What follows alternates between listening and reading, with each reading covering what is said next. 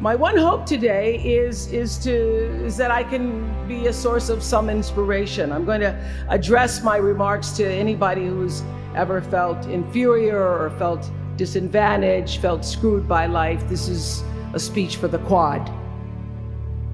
Well, I was on television by the time I was 19 years old.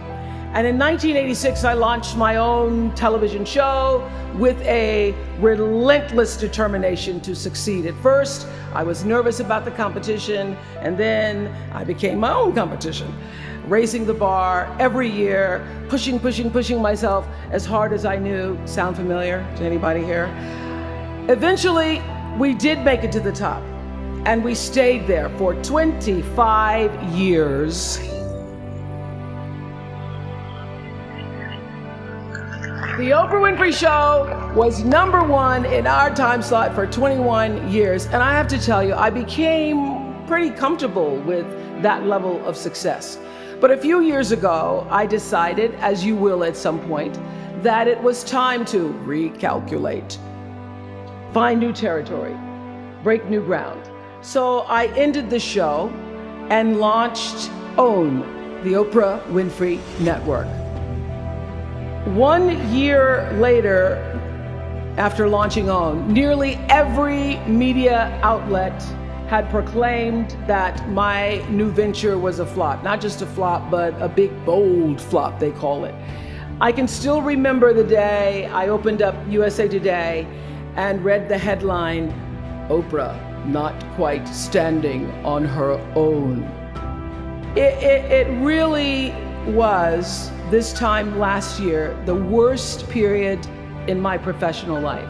I was stressed and I was frustrated, and quite frankly, I was embarrassed.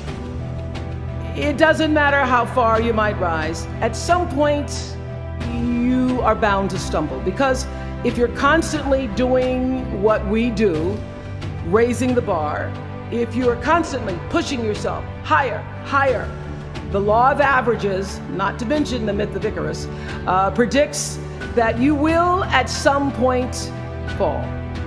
And when you do, I want you to know this, remember this: there is no such thing as failure. Failure is just life trying to move us in another direction. Now, when you're down there in a hole, it looks like failure.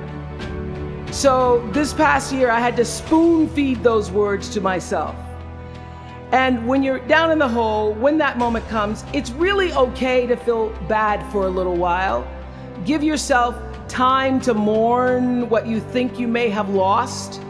But then, here's the key: learn from every mistake, because every experience, encounter, and particularly your mistakes, are there to teach you and force you into being more of who you are.